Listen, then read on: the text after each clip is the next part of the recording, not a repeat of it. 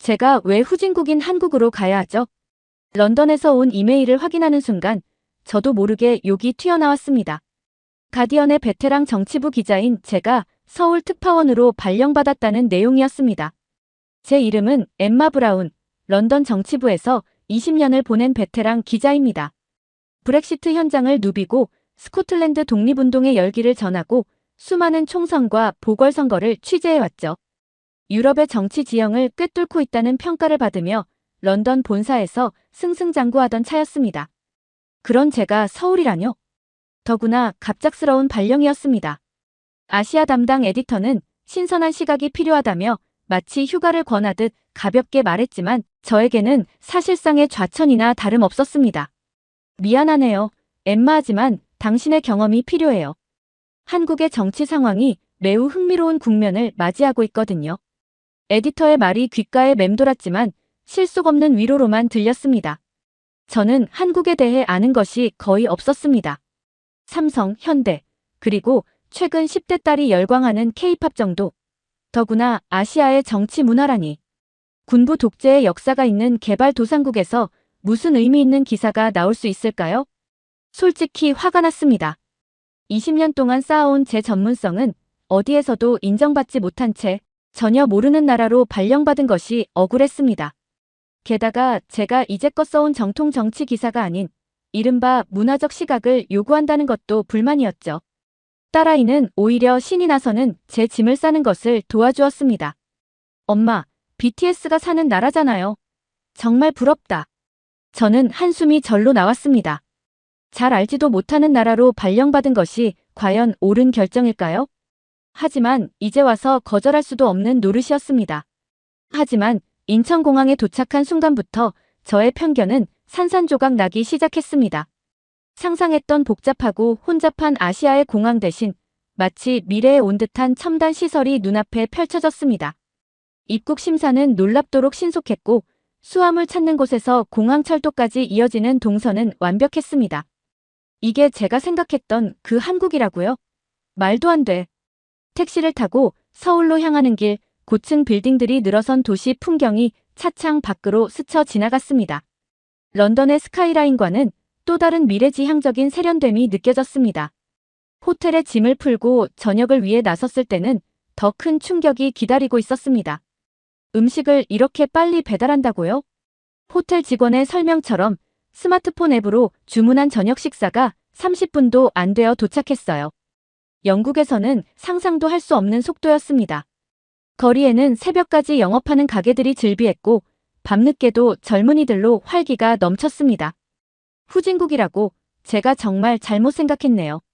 첫 일주일 동안 서울 곳곳을 돌아보며 저는 계속해서 놀라움의 연속을 경험했습니다. 지하철은 런던의 튜브보다 깨끗하고 거리의 와이파이는 영국의 어느 도시보다 빨랐어요. 카페에서 일하는 젊은이들은 모두 유창한 영어로 응대했고 길거리의 전광판은 마치 영화 블레이드 러너의 한 장면 같았습니다. 서울 특파원 부임 첫 주, 아직 시차 적응도 채 되지 않은 오후였습니다.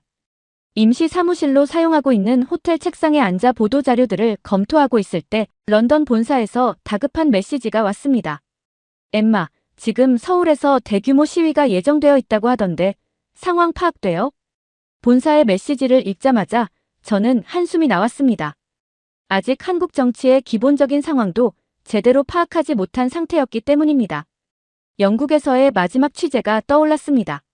브렉시트 반대 시위 현장에서 날아온 돌에 맞아 동료 기자가 다친 일, 경찰과 시위대의 폭력적인 충돌, 불타는 바리케이드. 아마 이곳도 크게 다르지 않을 거라 생각했습니다. 그래서 한국 현지 스태프인 김 PD에게 연락했습니다. 오늘 시위 현장 가봐야 할 것 같은데 준비물이 뭐가 필요할까요? 준비물이요? 아, 혹시 저녁을 안 드셨다면 간단히 드시고 오시는 게 좋을 것 같아요. 길어질 수 있거든요. 아니요, 그게 아니라 헬멧이나 보호경 같은 안전장비요. 현장에서 다치면 안 되니까. 잠시 침묵이 흐른 뒤 김 PD가 웃음을 터뜨렸습니다. 엠마 씨 여기는 그런 거 필요 없습니다. 대신 이거 하나만 챙기시면 됩니다. 그가 보내온 사진 속에는 작은 LED 응원봉이 있었습니다.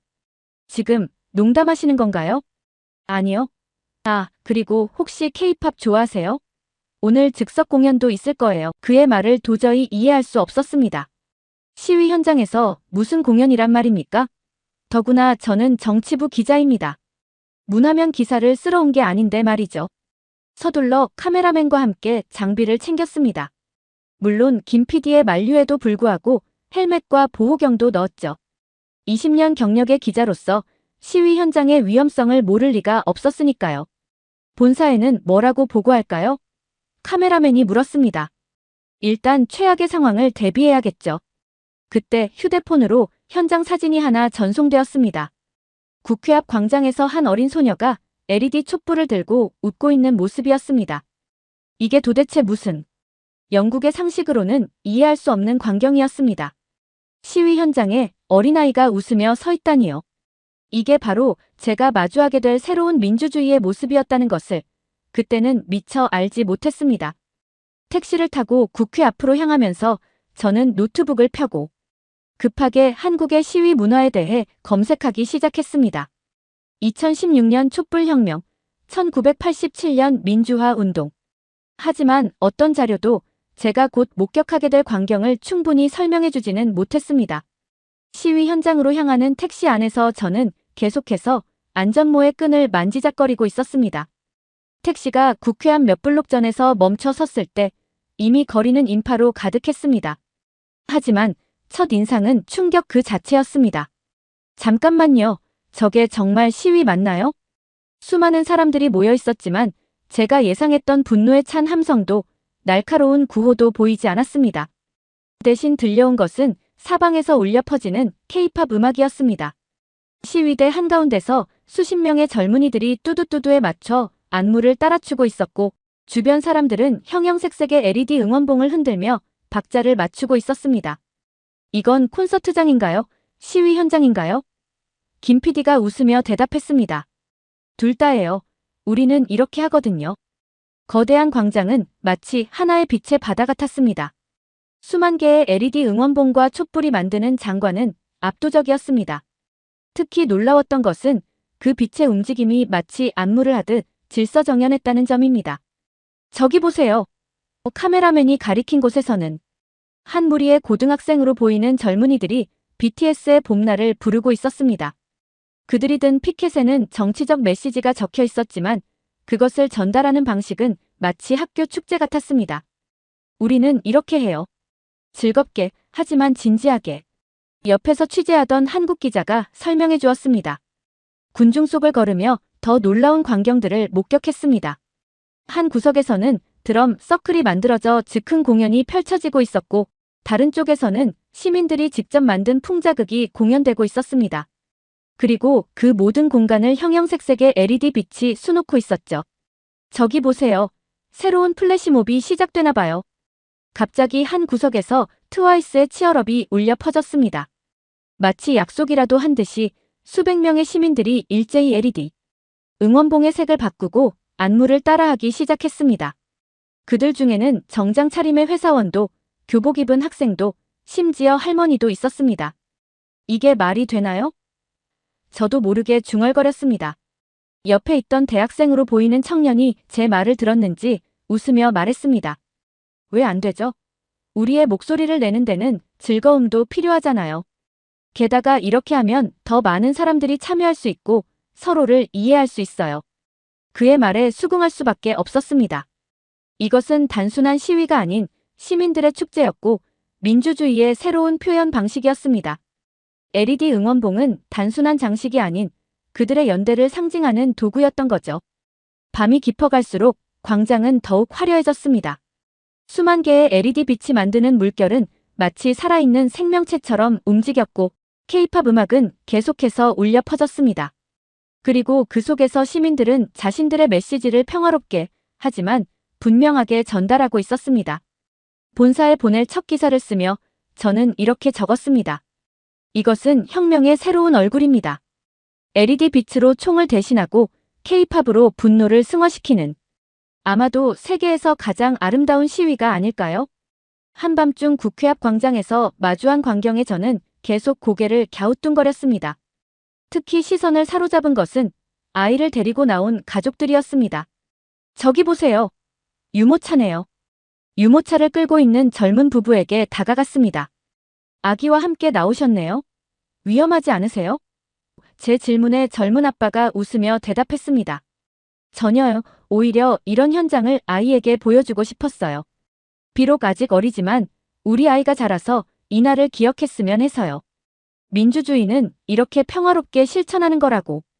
그의 말에 깊이 감명을 받고 주변을 둘러보니 비슷한 광경이 곳곳에서 펼쳐지고 있었습니다.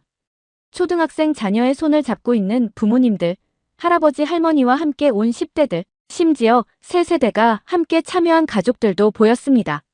엄마, 저기 봐요. 풍선이다. 그 한 초등학생이 외치자 주변 시위대가 일제히 미소를 지었어요. 자원봉사자들이 나눠주는 풍선을 받아든 아이의 눈이 반짝였어요.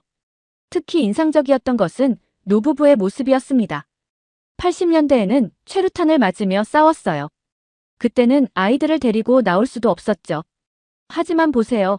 이제는 손주들과 함께 이렇게 평화롭게 나올 수 있다니. 이게 바로 우리가 꿈꾸던 민주주의 아닐까요? 할아버지의 눈시울이 붉어졌습니다. 손주로 보이는 중학생이 할아버지의 손을 꼭 잡았습니다. 광장 한켠에는 임시 놀이터가 만들어져 있었습니다. 자원봉사자들이 아이들과 함께 그림을 그리고 민주주의에 대해 쉽게 설명해주는 공간이었습니다. 우리 미래의 시민들이에요. 어릴 때부터 이런 경험을 하면서 자라나길 바라요. 자원봉사자의 설명이었습니다. 식사 시간이 되자 도시락을 나눠 먹는 가족들의 모습이 보였어요. 마치 피크닉 온 것처럼 돗자리를 펴고 앉아 김밥을 나눠 먹는 모습이었죠. 옆 가족과도 음식을 나누고 서로의 이야기를 들으며 웃음꽃이 피었습니다. 우리 애들이 나중에 커서 이런 걸 배우게 하고 싶어서요. 폭력이나 분노가 아닌 평화롭게 자신의 목소리를 내는 법을요. 이게 진정한 시민의식 아닐까요? 밤이 깊어갈수록 아이들은 하나둘 졸기 시작했습니다. 하지만 부모들의 어깨에 기대어 잠든 아이들의 모습조차도 이상하게 평화로워 보였습니다. 그들의 손에는 여전히 LED 촛불이 들려 있었죠. 이게 바로 우리가 꿈꾸는 미래예요. 우리 아이들이 민주주의를 축제처럼 일상처럼 여기게 되는 그런 나라요. 그날 밤 제가 본 것은 단순한 시위가 아니었습니다. 그것은 세대를 넘어 이어지는 평화로운 민주주의의 실천이었고 한 사회가 함께 꿈꾸는 미래였습니다. 특히 충격적이었던 것은 시위가 끝나갈 무렵의 광경이었습니다. 시위 현장에서 주웠던 휴지 하나를 손에 들고 있는데 갑자기 누군가 제 앞으로 다가와 정중하게 말을 걸었습니다. 실례합니다. 그건 일반 쓰레기에 넣으시면 안 돼요. 저희가 분리수거를 하고 있거든요. 노란 조끼를 입은 대학생으로 보이는 청년이었습니다. 그의 손에는 3개의 봉투가 들려 있었고 각각 일반 쓰레기, 플라스틱, 캔이라고 적혀 있었습니다. 분리수거라고요? 시위 현장에서요? 더 놀라운 것은 그가 혼자가 아니라는 점이었습니다. 수십 명의 자원봉사자들이 체계적으로 움직이고 있었습니다. 어떤 이들은 쓰레기를 줍고 또 다른 이들은 분리수거를 돕고 심지어 청소구역까지 나눠서 활동하고 있었죠. 믿기지 않는다. 카메라맨과 눈이 마주쳤습니다. 그도 저만큼이나 놀란 표정이었습니다. 런던의 시위 현장에서는 상상도 할 수 없는 광경이었으니까요. 저기 보세요. 김 PD가 가리킨 곳에서는 더 놀라운 광경이 펼쳐지고 있었습니다. 줄을 서서 청소를 한다고요? 네, 그것도 아주 긴 줄이었습니다. 마치 콘서트 입장을 기다리는 것처럼 사람들이 질서정연하게 줄을 서서 차례를 기다리고 있었습니다. 하지만 그들이 기다리는 것은 청소 도구였습니다. 쓰레기 봉투 더 필요하신 분. 여기 장갑 더 가져가세요. 물티슈는 이쪽에 있습니다. 마치 잘 조직된 행사처럼 청소용품이 체계적으로 배부되고 있었어요. 이건 정말 말을 잇지 못하고 있을 때 한 할머니께서 다가오셨어요. 이게 뭐가 그리 신기하나요? 우리 집을 더럽히면서 주장할 일이 뭐가 있겠어요. 깨끗이 하면서 해야지. 그 순간 제 고정관념이 완전히 무너졌습니다.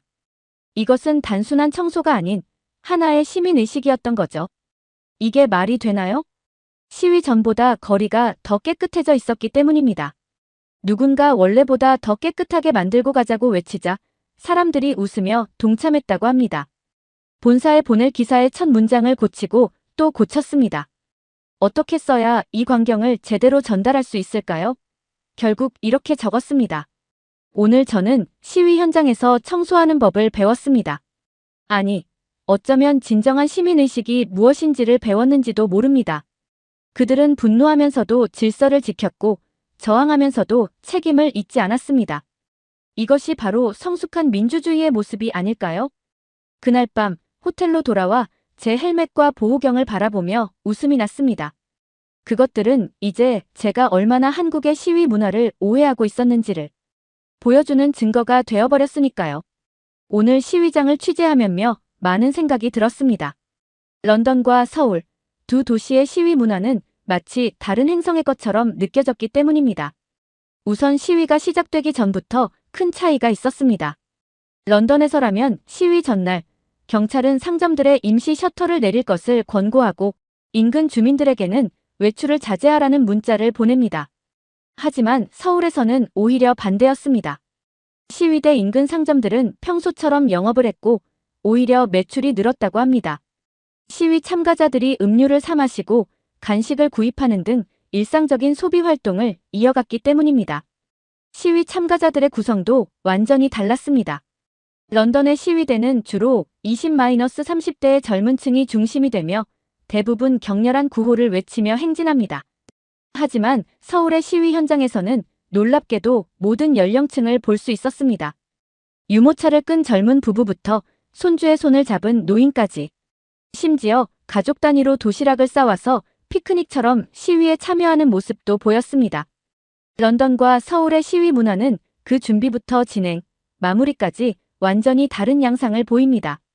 먼저 시위 준비물에서부터 극명한 차이가 드러나는데요. 런던의 시위대들은 마치 전쟁터에 나가는 것처럼 준비합니다.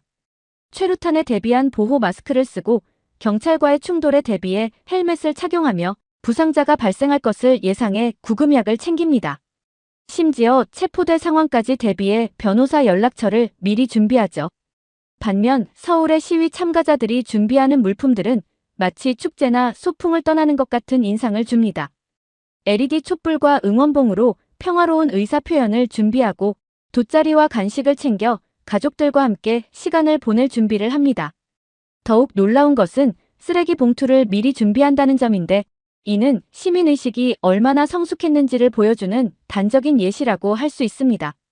시위의 진행 방식도 천차만별이었어요.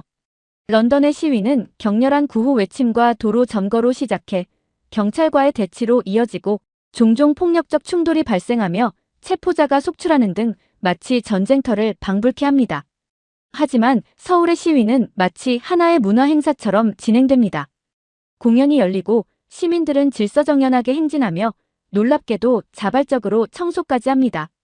음악과 춤이 있는 평화로운 집회의 모습은 런던 사람들에게는 상상조차 하기 어려운 광경이었어요. 특히 주목할 만한 것은 경찰과 시위대의 관계입니다. 런던에서는 서로를 적으로 여기며 대치하는 반면 서울에서는 시위대가 오히려 경찰에게 음료수를 건네는 모습을 보았어요. 경찰 역시 시위대의 안전을 걱정하며 보호하는 모습을 보이죠. 이는 양측이 서로를 적이 아닌 같은 시민사회의 구성원으로 인식하고 있음을 보여줍니다. 시위가 끝난 후의 모습은 더욱 큰 차이를 보입니다. 런던의 시위 현장은 마치 폭풍이 휩쓸고 간 듯 했습니다. 깨진 유리창과 부서진 시설물들, 거리를 가득 메운 쓰레기와 최루탄 냄새, 그리고 체포된 시위대를 싣고 가는 경찰차의 모습이 일반적입니다. 반면 서울의 시위 현장은 오히려 시위 전보다 더 깨끗해진 모습이었죠. 시민들은 질서정연하게 귀가하고 참가자들은 자발적으로 청소를 하며 마치 내일도 일상이 계속될 것 같은 평화로운 분위기가 이어졌어요. 이러한 차이는 단순히 시위 문화의 차이를 넘어서 두 사회의 시민의식과 민주주의의 성숙도를 보여주는 중요한 지표라고 할 수 있습니다. 처음에는 이해할 수 없었습니다. K-팝이 울려 퍼지는 시위 현장을 보며 저는 제 눈을 의심했죠. 영국에서 20년간 정치부 기자로 일하면서 저는 수많은 시위 현장을 취재했습니다. 최루탄 가스를 마시며 날아오는 돌을 피하며 때로는 부상을 당하면서도 현장을 지켰죠. 그것이 바로 진정한 시위라고 믿었습니다. 하지만 서울의 시위 현장은 달랐습니다. 처음 도착했을 때 저는 이것을 심각하게 받아들이지 않았습니다. LED 촛불을 들고 웃으며 춤추는 시민들을 보며 이게 무슨 장난인가 하는 생각이 들었죠. 시위는 분노의 표출이어야 하는 것 아닌가요? 저항은 격렬해야 하는 것 아닌가요? 이런 식으로 어떻게 정부를 압박할 수 있을까요? 제가 한 대학생에게 물었을 때 그의 대답은 의외였습니다. 왜 압박만이 해결책이어야 하나요? 우리는 서로를 적으로 만들지 않고도 변화를 이끌어낼 수 있다고 믿습니다. 그의 말에 회의적이었지만 시간이 갈수록 이 축제 같은 시위의 진정한 의미가 보이기 시작했습니다. 시민들은 단순히 노는 것이 아니었습니다. 그들의 메시지는 오히려 더 명확했고 전달력은 더 강했습니다. 이것이야말로 우리가 꿈꾸던 민주주의의 모습이 아닐까? 점점 제 의구심은 부끄러움으로 바뀌어 갔습니다. 폭력적인 저항만이 진정성 있는 시위라고 생각했던 제 편견이 얼마나 잘못되었는지 깨달았습니다. 이들의 평화로운 시위에는 오히려 더 깊은 신념과 의지가 담겨 있었습니다. 가족들과 함께 나온 시민들, 질서정연하게 행진하는 젊은이들, 서로를 배려하며 공간을 나누는 모습. 이것은 단순한 시위가 아닌 성숙한 시민의식의 표현이었습니다. 그들은 분노를 넘어 희망을 이야기하고 있었던 것입니다. 처음에는 이해할 수 없었습니다. 어떻게 최루탄이 날아다니던 나라가 불과 수십 년 만에 이렇게 평화로운 시위 문화를 만들어낼 수 있었을까요? 이 의문은 저를 한국의 민주화 과정에 대한 깊은 탐구로 이끌었습니다. 1980년대를 기억하시나요? 한 노 교수님께 물었습니다. 물론입니다. 그때는 최루탄을 피해 도망다니는 게 일상이었죠. 학생들은 화염병을 들었고 경찰은 진압봉을 휘둘렀습니다. 하지만 보세요. 지금은 어떻습니까? 교수님의 설명에 따르면 한국의 민주화 과정은 세 단계로 나눌 수 있었습니다. 첫 번째는 피해 민주주의 시기였습니다. 1980년대 군부 독재에 맞서 시민들은 목숨을 걸어야 했습니다. 광주에서는 수많은 민간인이 희생되었고 서울의 거리에서는 매일같이 최루탄이 날아다녔죠. 그때는 그럴 수밖에 없었어요. 우리의 목소리를 듣게 만들 다른 방법이 없었으니까요. 두 번째는 전환의 시기였습니다. 1987년 민주화 이후 시민들은 점차 평화로운 시위 방식을 모색하기 시작했습니다. 2002년 월드컵 때의 거리 응원은 이러한 변화의 시발점이 되었다고 합니다. 사람들은 깨달았습니다. 평화롭게 모여도, 아니 오히려 평화롭게 모였을 때 우리의 목소리가 더 크게 울린다는 것을요. 그리고 마지막은 현재의 축제적 민주주의 시기입니다. 2016년 촛불혁명을 거치며 한국의 시위 문화는 완전히 새로운 차원으로 진화했습니다. 우리는 더 이상 분노만으로는 변화를 이끌어낼 수 없다는 것을 알게 되었습니다. 시민의식의 성숙, 평화로운 저항, 그리고 문화적 승화. 이것이 우리가 찾은 새로운 길입니다. 특히 놀라웠던 것은 세대 간의 연결이었습니다. 80년대를 겪은 부모 세대는 자녀들에게 민주주의의 소중함을 가르치고 젊은 세대는 새로운 방식으로 이를 실천하고 있었습니다. 우리 아이들에게 보여주고 싶었어요. 민주주의가 꼭 피를 흘려야만 얻어지는 것은 아니라는 걸요. 더욱 인상적인 것은 이러한 변화가 자연스럽게 이루어졌다는 점입니다. 정부나 어떤 단체의 지시가 아닌 시민들 스스로가 만들어낸 문화였습니다. K-팝, LED 촛불, SNS를 통한 소통. 이 모든 것이 자연스럽게 하나의 새로운 시위 문화로 융합되었습니다. 우리는 투쟁을 넘어 소통으로, 저항을 넘어 창조로 나아가고 있습니다. 한 사회학자의 말씀이 한국 민주주의의 현주소를 정확하게 짚어주는 것 같았습니다. 한국의 민주주의는 단순히 서구의 모델을 따라한 것이 아니었습니다. 그들은 고통스러운 역사적 경험을 통해 그들만의 독특하고 창조적인 민주주의를 만들어낸 것입니다. 어쩌면 이것이야말로 진정한 민주주의의 발전 방향이 아닐까요? 폭력이 아닌 평화로, 대립이 아닌 화합으로, 그리고 투쟁이 아닌 축제로 나아가는 이 길이 말입니다. 이제 저는 깊이 느꼈습니다. 한국의 시위 문화는 결코 약한 것이 아니라는 것을, 오히려 더 강력하고 더 지속 가능하며 더 성숙한 것이라는 걸 말입니다. 그들은 분노를 예술로, 저항을 축제로, 투쟁을 소통으로 승화시켰습니다. 매일 밤 광장에 모이는 시민들을 보며 생각합니다. 어쩌면 이것이 미래의 모습일지도 모른다고. 우리가 그토록 찾아 헤매던 진정한 민주주의의 모습이 바로 여기 서울의 거리에서 펼쳐지고 있는 것은 아닐까요? 이제 제 카메라는 더 이상 폭력과 충돌을 찾지 않습니다. 대신 평화롭게 춤추는 시민들, 서로를 배려하는 모습들, 그리고 그 속에 담긴 강력한 메시지를 담아내려 노력합니다. 이것이야말로 제가 세계에 전해야 할 진정한 이야기이니까요. 한국의 시위 문화는 저에게 새로운 희망을 보여주었습니다. 민주주의가 꼭 고통스러울 필요는 없다는 것, 저항이 꼭 폭력적일 필요는 없다는 것, 그리고 변화는 평화롭고 아름답게 이루어질 수 있다는 것을 말입니다. 이것이 바로 제가 서울에서 배운 가장 큰 교훈입니다.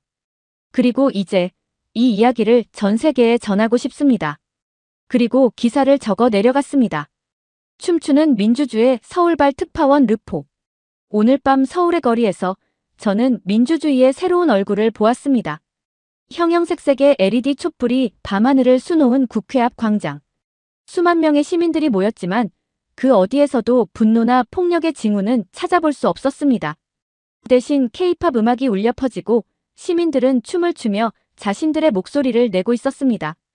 20년간 유럽의 정치 현장을 누볐던 저는 처음에 이를 이해할 수 없었습니다. 시위라면 당연히 날아다니는 돌멩이와 최루탄, 경찰과의 충돌이 있어야 하죠. 하지만 이곳 서울에서는 완전히 다른 광경이 펼쳐지고 있었습니다. 우리는 더 이상 폭력이 필요하지 않습니다. 우리의 춤과 노래가 바로 가장 강력한 저항이니까요. 놀라운 것은 시위 참가자들의 다양성입니다. 유모차를 끌고 나온 젊은 부부, 손주의 손을 잡은 할머니, 교복 차림의 고등학생들까지. 이들은 마치 하나의 거대한 축제에 참가한 것처럼 보였습니다. 더욱 충격적인 것은 시위가 끝난 후의 모습이었습니다. 시민들은 자발적으로 청소를 시작했고 거리는 시위 전보다 더 깨끗해졌습니다. 런던의 시위 현장에서는 상상도 할 수 없는 광경이었습니다. 이것이 바로 우리가 꿈꾸는 민주주의입니다. 80년대 민주화 운동에 참여했던 한 노인의 말씀이 가슴에 깊이 와닿았습니다. 우리는 피를 흘려야만 했지만 우리 아이들은 이렇게 평화롭게 자신의 목소리를 낼 수 있게 되었습니다. 이들의 시위에는 분명한 메시지가 있었습니다. 하지만 그것은 분노나 증오가 아닌 희망과 변화에 대한 갈망이었습니다. 그들은 폭력 대신 문화로, 대립 대신 소통으로, 그리고 투쟁 대신 축제로 자신들의 뜻을 전달하고 있었습니다. 어쩌면 이것이 21세기 민주주의의 새로운 표준이 되어야 하지 않을까요? 더 이상 피를 흘리지 않아도, 서로를 적으로 만들지 않아도 우리는 변화를 이끌어낼 수 있다는 것. 한국의 시민들은 그것을 전 세계에 보여주고 있었습니다. 서울의 거리에서 보낸 이 며칠은 20년 동안의 제 저널리스트 경력에서 가장 큰 깨달음을 준 시간이었습니다. 때로는 가장 평화로운 목소리가 가장 큰 울림을 만들어낼 수 있다는 것을, 그리고 축제야말로 가장 강력한 저항이 될 수 있다는 것을 말입니다. 이제 저는 매일 밤 사무실 창밖 서울의 야경을 바라보며 생각합니다. 어쩌면 우리 모두가 너무 오랫동안 잘못된 방향을 보고 있었던 것은 아닐까요? 진정한 변화는 이처럼 평화롭고 아름답고 희망적일 수 있다는 것을. 한국은 그것을 전 세계에 보여주고 있습니다. 이것이 바로 춤추는 민주주의입니다. 그리고 이것이야말로 우리가 함께 꿈꿔야 할 미래가 아닐까요? 서울에서 엠마 브라운 특파원. 엠마 특파원이 느낀 감동과 우리나라의 선진 문화가 전 세계에 전달되기를 바랍니다. 지금까지 감동튜브의 지수였습니다. 구독과 좋아요, 알림 설정도 잊지 마시고요. 다음 영상에서 또 만나 뵙겠습니다. 감사합니다.